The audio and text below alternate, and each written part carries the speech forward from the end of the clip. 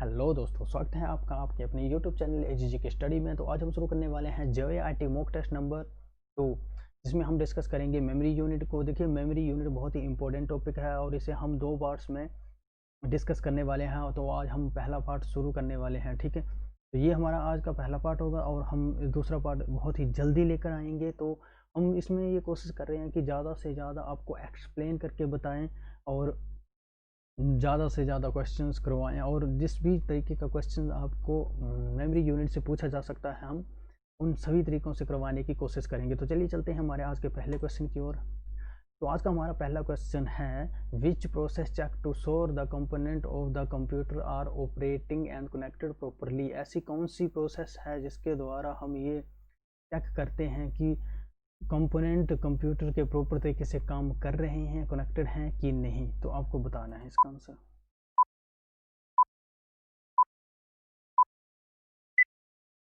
तो देखिए, इसका सही आंसर है बूटिंग, ठीक है। बूटिंग एक ऐसी प्रोसेस है जिसके द्वारा हम ये चेक करते हैं कि कंप्यूटर के कंपोनेंट्स प्रॉपर तरीके से कंप्यूटर के साथ जुड़े हुए हैं, काम कर रहे हैं या नहीं, ठीक है। तो चलिए बूटिंग के बारे में थोड़ा और जानते हैं। तो बूटिंग एक ऐसी प्रोसेस है जिसके द्वारा कंप्यूटर के कंपोनेंट्स को चेक किया जाता है कि प्रॉपर तरीके से काम कर रहे हैं या नहीं। ये तो आप लोग समझ गए, लेकिन इसका एक और काम होता है जो कि ये ऑपरेटिंग सिस्टम को एक्सटर्नल स्टोरेज डिवाइस से इंटरनल रैम के अंदर, इंटरनल मेमोरी के अंदर लोड करता है। उसी के बाद हम अपना काम करने में सक्षम होते हैं कंप्यूटर के अंदर। देखिए, जब भी हम कंप्यूटर को ऑन करते हैं तो थोड़ी देर के लिए कंप्यूटर जो प्रोसेसिंग करते हैं, तो वो प्रोसेसिंग को ही हम बूटिंग कहते हैं, ठीक है। तो बूटिंग के 2 प्रकार होते हैं, एक होती है कोल्ड बूटिंग और दूसरी होती है वार्म बूटिंग, ठीक है। तो आपको ये भी याद रखना है, और इसके 2 टाइप जो है इसको भी याद रखना है, और टाइप ऑफ बूटिंग याद रखना है, बूटिंग होती क्या है वो भी याद रखना है। तो इसके नीचे कुछ महत्वपूर्ण फैक्ट्स होते हैं जो कि मैं आपके साथ डिस्कस करता हूँ। देखिए, एस एम पी एस ये फुल फॉर्म आपको याद रखनी है। ये बहुत ही ज़्यादा महत्वपूर्ण फुल फॉर्म है जो कि आपको याद रखनी चाहिए, ठीक है। एस इसकी फुल फॉर्म होती है स्विच मोड पावर सप्लाई, ठीक है। स्विच मोड पावर सप्लाई यानी कि जब हम सीपीयू के जो पावर बटन दिया होता है उसको प्रेस करते हैं तो उससे जो पावर सप्लाई जाती है प्रोसेसर के पास, उसको हम क्या कहते हैं, एस कहते हैं। तो उसके बाद जैसे ही प्रोसेसर के पास पावर सप्लाई पहुंचती है तो वो एक ये पोस्ट, देखिए, पोस्ट प्रोसेस को शुरू करता है। सबसे पहले हम पावर सप्लाई जब भी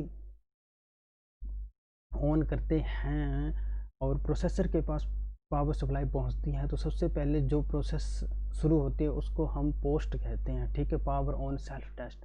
तो ये जो पावर ऑन सेल्फ टेस्ट है, ये क्या करता है कि कंप्यूटर को पहले सेल्फ टेस्ट करता है कि कौन सा कंपोनेंट अच्छे से काम कर रहा है और कौन सा नहीं कर रहा है। यानी कि ये जो बूटिंग की जो डेफिनेशन मैंने बताई बिल्कुल वही है ये, ठीक है।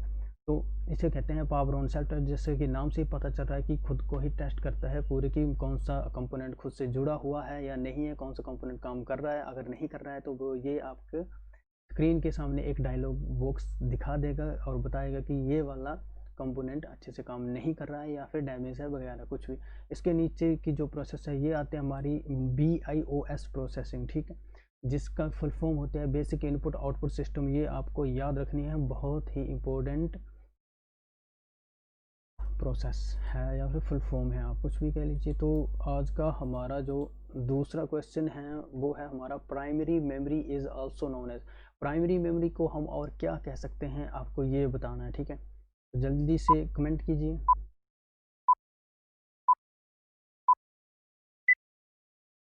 तो इसका सही आंसर होगा ऑल ऑफ द अबव, क्योंकि देखिए मेन मेमोरी भी हम प्राइमरी मेमोरी को कहते हैं, इंटरनल मेमोरी भी प्राइमरी मेमोरी, तो सेमीकंडक्टर मेमोरी भी हमारी कौन सी मेमोरी होती है, प्राइमरी मेमोरी होती है। तो ज़्यादातर ये मेन मेमोरी और इंटरनल मेमोरी तो सबको पता होता है, लेकिन सेमीकंडक्टर मेमोरी नहीं पता होता, तो आपको ये भी याद रखना है, ठीक है।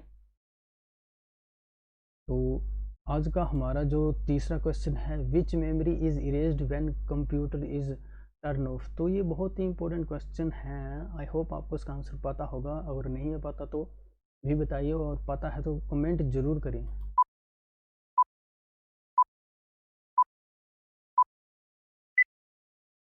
तो इसका सही आंसर होगा वोलेटाइल मेमोरी। देखिए ऐसी कौन सी मेमोरी है, इसमें पूछा जा रहा है ऐसी कौन सी मेमोरी है जो कंप्यूटर के ऑफ होने के बाद इरेज हो जाती है, यानी कि डिलीट हो जाती है अपने आप। तो इसका सही आंसर होगा वोलेटाइल मेमोरी। ठीक है, वोलेटाइल मेमोरी के अंदर जो भी डाटा स्टोर होता है, जैसे ही लाइट चली जाती है या फिर जैसे ही कंप्यूटर को हम ऑफ करते हैं, तो उसके अंदर जो भी डाटा होता है वो इरेज हो जाता है। तो इसका सही आंसर होगा वोलेटाइल। तो वोलेटाइल के बारे में आपको थोड़ा सा बता देता हूँ। वोलेटाइल मेमोरी उस मेमोरी को कहा जाता है जिस मेमोरी के अंदर कोई भी डाटा अगर स्टोर है तो लाइट ऑन होने तक ही वो डाटा, या फिर कंप्यूटर ऑन है तब तक ही वो डाटा आपके कंप्यूटर में स्टोर रहता है। जैसे ही आप कंप्यूटर को ऑफ करते हो तो वो डाटा इरेज हो जाता है। और जहाँ तक बात है नॉन वोलेटाइल मेमोरी की, तो वो इसका बिल्कुल उल्टा होता है, यानी कि लाइट अगर आप कंप्यूटर को ऑफ भी कर देते हैं तो भी नॉन वोलेटाइल मेमोरी के अंदर डाटा स्टोर रहता है। ठीक है, तो आई होप आपको ये समझ में आ गया होगा। चलते हैं नेक्स्ट क्वेश्चन की ओर। तो आज का हमारा चौथा क्वेश्चन है example of volatile memory is. अब हमें ये बताना, अब आपको ये तो पता चल गया कि वोलेटाइल मेमोरी होता क्या है, लेकिन इसका एग्जाम्पल कौन सा है, रैम है, रोम है या कैश मेमोरी है। तो ठीक है, बताइए।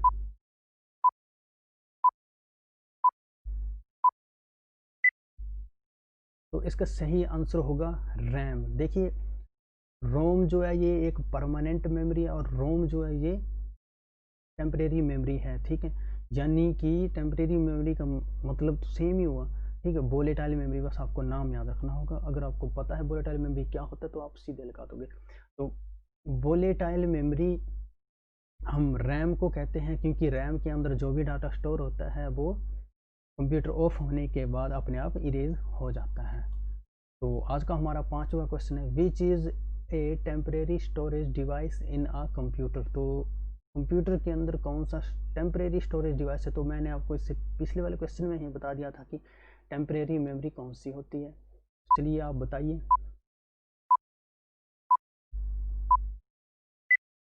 तो इसका सही आंसर होगा रैम, क्योंकि बिल्कुल पीछे की तरह है तो मुझे नहीं लगता इसमें कुछ बताने की ज़रूरत है। तो चलिए चलते हैं नेक्स्ट क्वेश्चन की ओर। तो आज का हमारा जो छठा क्वेश्चन है वो है example of non volatile memory is. अब वोलेटाइल मेमोरी का तो आपने बता दिया, अब आपको बताना है नॉन वोलेटाइल मेमोरी। तो इसका सही आंसर होगा रोम। देखिए रोम जो है वो रीड ओनली मेमोरी होती है, क्योंकि इसके अंदर हम कोई भी चेंजेस नहीं कर सकते हैं। इसके अंदर कुछ प्रोसेसिंग होती है, जैसे BIOS basic input output system post, जिसे हम पोस्ट वगैरह। तो ये जो होते हैं ये इसे हम ना तो चेंज कर सकते हैं और ना ही ये कंप्यूटर के ऑफ होने के बाद डिलीट हो जाती हैं, नहीं होती हैं डिलीट। तो ये हमारी हुई नॉन वोलेटाइल मेमोरी। जैसे कि मैंने आपको नॉन वोलेटाइल मेमोरी के बारे में बताया था पहले ही, नॉन वोलेटाइल मेमोरी क्या होती है। तो इसका सही आंसर होगा रोम। ठीक है, तो आज का हमारा सातवां क्वेश्चन है which is a permanent storage memory in a computer. Same होगा।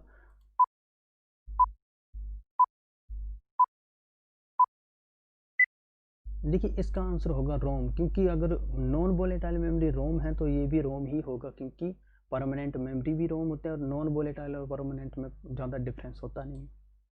तो आज का हमारा जो आठवां क्वेश्चन है वो है which of the following is a main memory. इनमें से कौन सी मेमोरी मेन मेमोरी। और ये बहुत ही ज़्यादा इंपॉर्टेंट क्वेश्चन है। तो देखते हैं आपको आता है इसका आंसर या फिर नहीं। बहुत से लोग इस क्वेश्चन में गलती करते हैं। ठीक है, तो देखते हैं आप सही आंसर देते हो या नहीं। तो चलिए नीचे कमेंट कीजिए जल्दी से।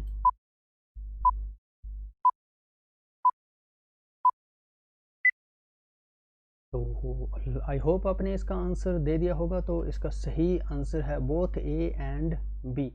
जी हाँ दोस्तों, आप ये देखकर कंफ्यूज ना होना कि रोम जो है वो परमानेंट मेमोरी है। तो ज़्यादातर बच्चे यही गलती करते हैं, इसी उसमें गलती करते हैं। देखिए बंदे सोचते हैं कि ये परमानेंट मेमोरी है तो यही मेन मेमोरी होगी और इसे इंक्लूड नहीं करते हैं। तो अगर ऑप्शन में आपको रोम और रैम दोनों दिए हैं तो ये दोनों ही आपकी क्या होंगी, मेन मेमोरी होगी। क्योंकि देखिए जो मदरबोर्ड होता है ये दोनों ही CPU के साथ अटैच्ड होती हैं। ठीक है, प्रोसेसर होता है जैसे मदरबोर्ड होता है, मदरबोर्ड के अंदर मदरबोर्ड के ऊपर ये दोनों मेमोरी प्रोसेसर के साथ ही लगी हुई होती है। तो इसीलिए इन दोनों मेमोरीज को हम क्या कहते हैं, मेन मेमोरी कहते हैं। देखिए वोलेटाइल नॉन वोलेटाइल अलग है और परमानेंट, और देखिए परमानेंट मेमोरी और टेम्परेरी मेमोरी अलग चीज़ होती है, और जो मेन मेमोरी है वो अलग चीज़ होती है। तो ये दोनों ही मेन मेमोरी होती है, तो इसमें कंफ्यूज नहीं होना है आपने, ठीक है।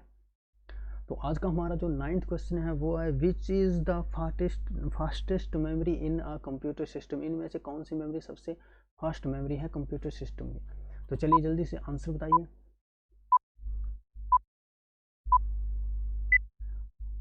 तो इसका सही आंसर होगा कैश मेमोरी। देखिए कैश मेमोरी जो है वो कंप्यूटर सिस्टम की सबसे फास्टेस्ट मेमोरी है। वैसे कई उसमें हमें रजिस्टर, अगर हमें पेपर में इनकी जगह रजिस्टर दिया हुआ है तो हम रजिस्टर को ही, कैश मेमोरी को नहीं, रजिस्टर को ही हम टिक करेंगे, क्योंकि देखिए रजिस्टर एक सीपीयू मेन मेमोरी होती है, मेमोरी यूनिट होता है, ठीक है। तो सीपीयू से फास्ट कोई भी मेमोरी नहीं होती है, ठीक है। अगर सीपीयू ये सीपीयू रजिस्टर या फिर मेमोरी यूनिट दे रखा है तो आप उसी को टिक करेंगे। लेकिन अगर ये नहीं दे रखा है और रैम रोम या मेन मेमोरी वगैरह कुछ भी दे रखा है तो आप क्या टिक करेंगे, कैश मेमोरी को टिक करेंगे, क्योंकि रजिस्टर के बाद सबसे जो तेज़ मेमोरी होती है, फास्ट मेमोरी, वो होती है हमारी कैश मेमोरी। और ज़्यादातर पेपर्स में कैश मेमोरी का ही ऑप्शन आता है, रजिस्टर बहुत ही कम आता है। तो चलिए चलते हैं, ऐसा नहीं है कि आता ही नहीं है, आता है, बट ज़्यादातर उसमें ऑप्शंस में कैश मेमोरी ही दे रखा होता है। तो चलिए आज चलते हैं हम आज के हमारे लास्ट क्वेश्चन की ओर। तो आज का हमारा लास्ट क्वेश्चन है where are file stored when saved. तो फाइलों को कहाँ स्टोर, मतलब जो जिन फाइलों को हम सेव करते हैं वो कहाँ पे स्टोर होती हैं। देखिए आपका इससे कन्फ्यूज़न दूर हो जाएगा, रैम में होती है, रोम में होती है, या फिर एक्सटर्नल स्टोरेज डिवाइसेस में होती हैं।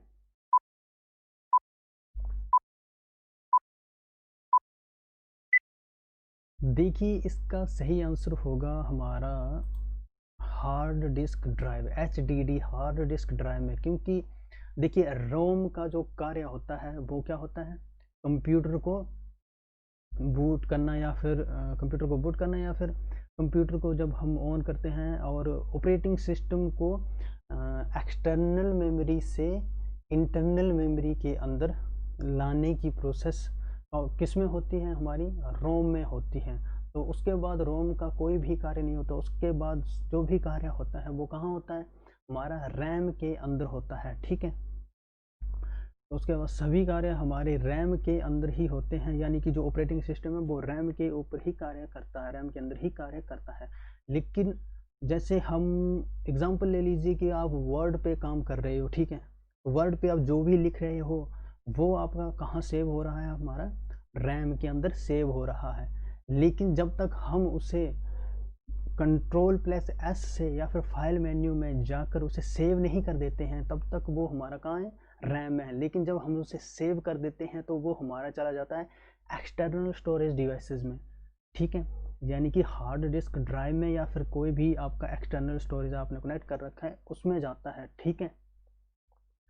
तो अब आपको ये कन्फ्यूज़न दूर हो गई होगी। देखिए रोम का कार्य क्या होता है, कंप्यूटर को कंप्यूटर के अंदर ऑपरेटिंग सिस्टम को रैम के अंदर अपलोड करने को क्या कहते हैं, एक्सटर्नल से लेकर इंटरनल मेमोरी में लाने की प्रक्रिया किस में होती है, रोम के अंदर। उसके बाद रोम का कोई भी कार्य नहीं होता, उसके बाद रैम के अंदर सभी कार्य होते हैं। और जब, लेकिन तभी तक, क्योंकि वो तो टेम्परेरी मेमोरी है, जैसे हम ऑफ करेंगे तो वो क्या होगा, वहाँ से डाटा है इरेज हो जाएगा। तो इसके लिए हम उसे सेव में जाकर उसे फाइल मेन्यू में जाकर सेव करते हैं और वो डाटा हार्ड डिस्क ड्राइव में चला जाता है। इसीलिए जब हम कंप्यूटर को ऑफ करते हैं तो हमारा जो डाटा होता है वो कभी भी इरेज नहीं होता है, ठीक है।